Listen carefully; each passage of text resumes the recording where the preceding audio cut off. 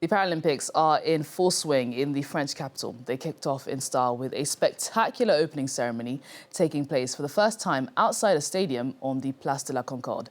The kickoff was orchestrated by the same creative director who put together the much talked about opening ceremony for the Summer Games.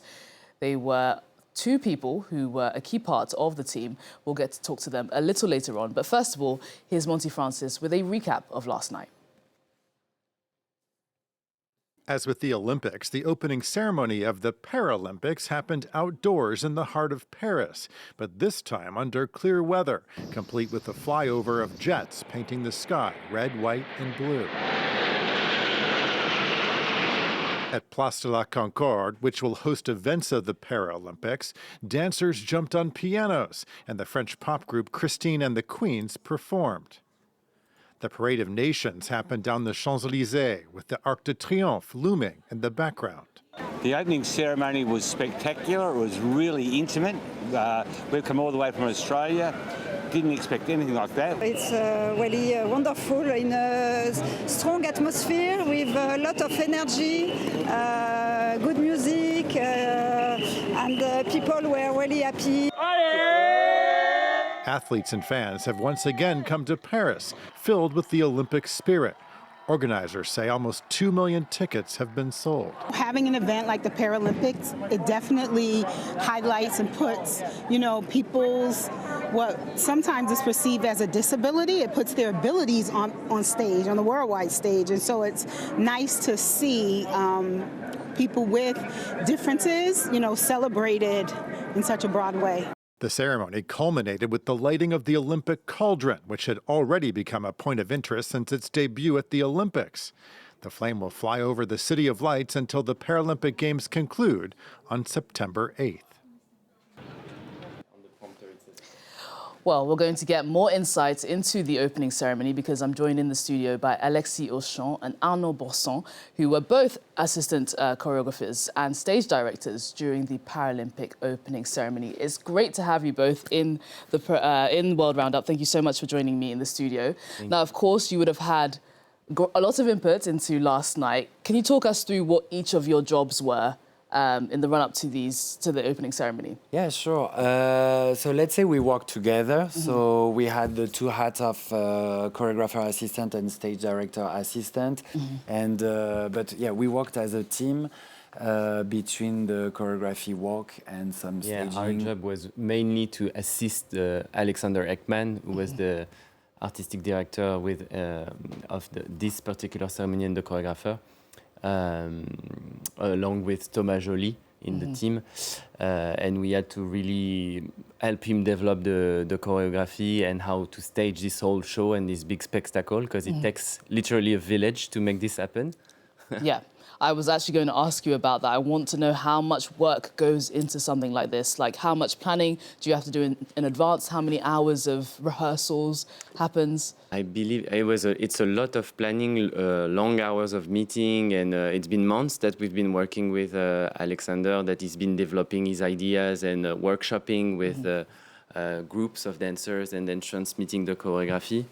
But how many weeks? Give you 60 days. Yeah. 60 days of rehearsals. Okay. With the dancer, with the 150 dancers. Yes. Yeah. Wow. Yeah. But to give you a number, for example, yesterday more than 5,000 people worked just for the ceremony. Wow, that's including the artists, security, the right. logistic, the travel, the artistic production, Yeah, so that literally is a village. What were your favorite parts of last night?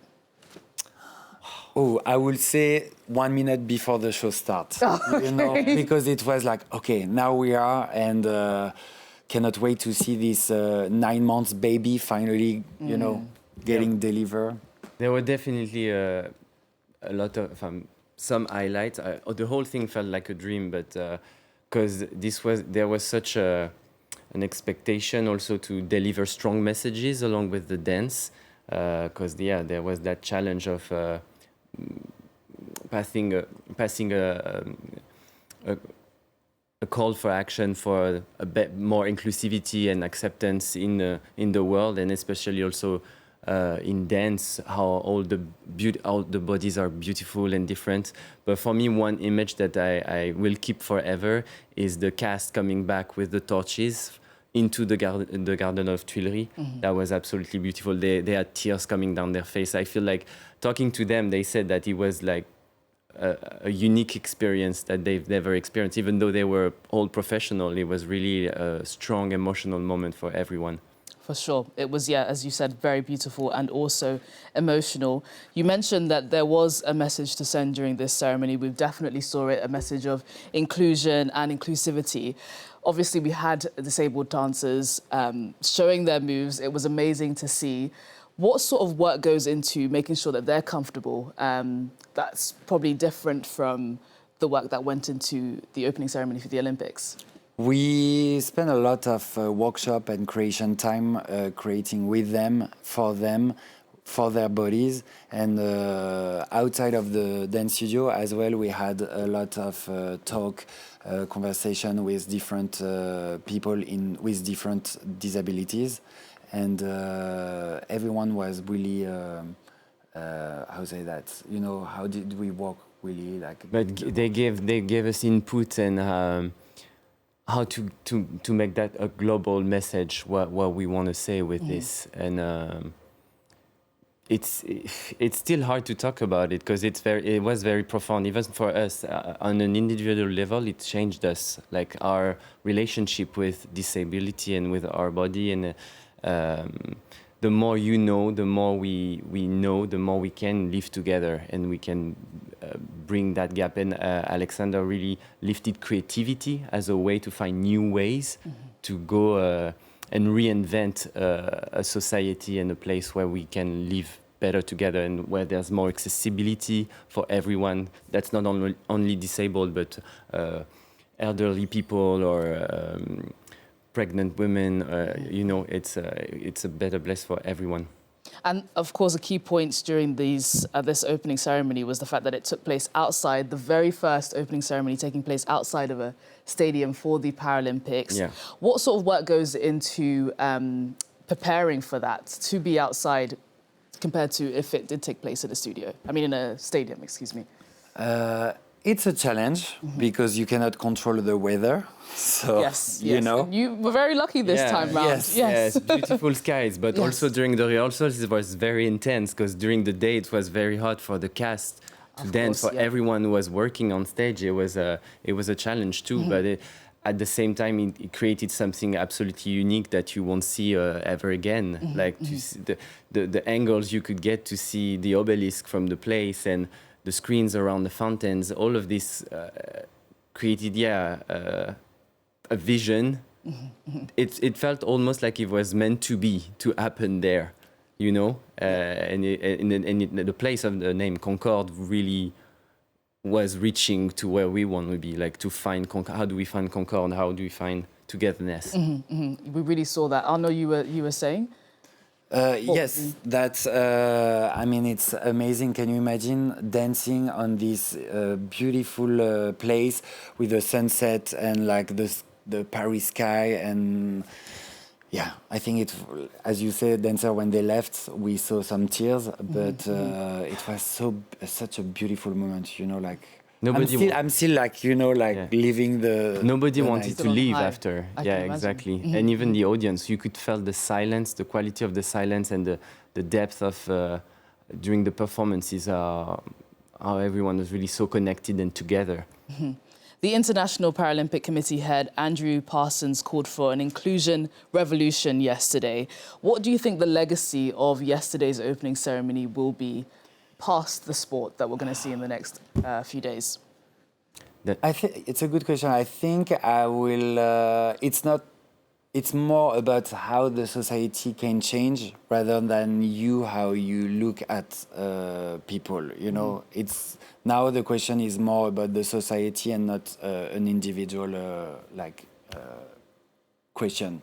Yeah, but for sure it made an impact that will echo long, and there's going to be an after this, I guess. It's art has that power to actually have an impact on society, I think, because it reaches to people's heart. And so it can convey messages that can be understood better and in an instinctive way that words cannot really describe. So I feel this is why art is always in the front guard of society after it's a kind of a guideline. And I think yesterday night we had really a poetic message, a political message to create an artistic night, the mix between the two. Yeah, I think art and sport are definitely going to play they come together and play a very powerful role in all of this.